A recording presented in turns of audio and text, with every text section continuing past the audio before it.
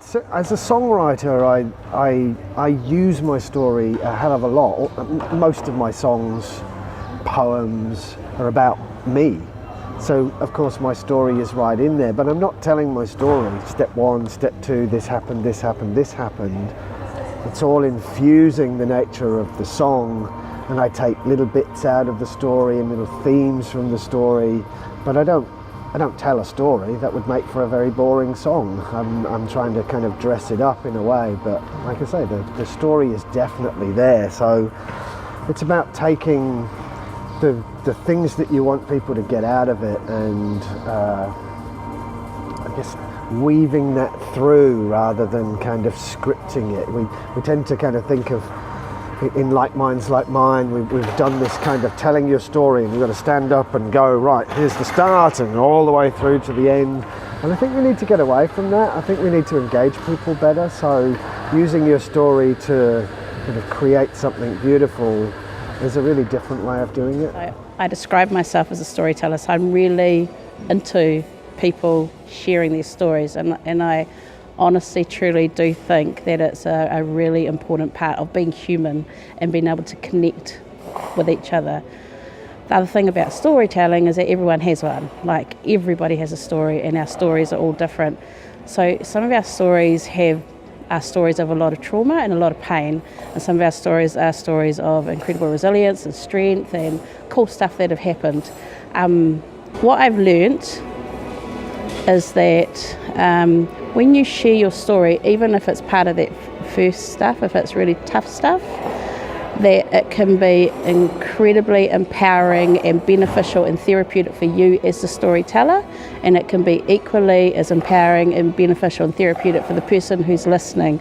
I think there are safety considerations that you have to think about, but sometimes we're a little bit risk averse. That's my view, and that can prevent storytelling.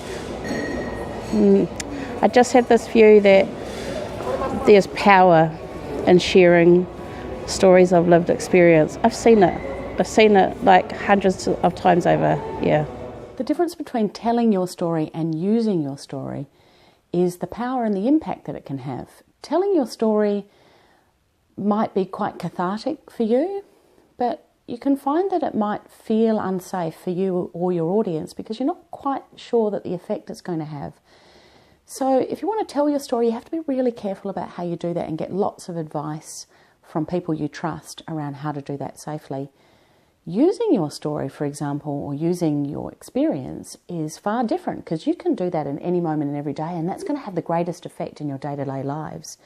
That's when we call the curly questions or the triggering experiences come up, when someone says to you something around the dinner table or at the pub or in a cafe, and you go, that doesn't sound quite right, that makes me uncomfortable. It's using your experience and using the way you disclose in a way that's going to break down discrimination and stigma with people by being able to use it in a way that's adding value, being able to use it in a way that adds to the key messages of the Like Minds Like Mine program.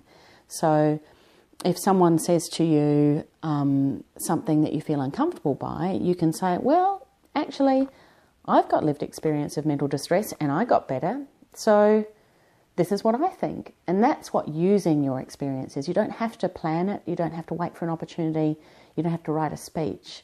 It's the really powerful ways you can use your experience on an everyday level that doesn't require telling it.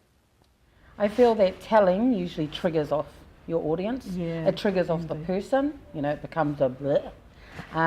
However, with using, I feel it inspires. Right. Because you're coming through with key messages and things like that. So. Yeah, so telling can trigger and using can inspire. That's kind of cool. And also there's so many ways to use it, eh? Like, you can use it, you can just tell the story, or you can do an art exhibition. Yep. What other ways? Maybe writing. You could do a little quick drama skit. Yeah, you could write a blog. Yeah, poem, whakatauki. Yeah. Yeah. Lots of different ways.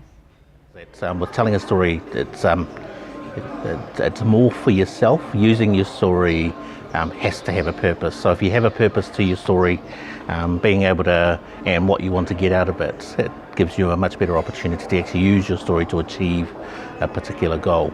By having a goal or an intent to your story and what you want to achieve, that will always be an opportunity to use your story to achieve a particular goal. And that's the difference often with telling your story and using your story. Looking at rhetoric, the word telling always says to me, you're putting something to someone. You're not actually sharing it with them. When you walk alongside somebody, you're able to use your story because they get to understand what it is you're trying to communicate. So for me, it's the two words. We tell something, we throw something at somebody. We use something, we allow ourselves to be a part of that journey.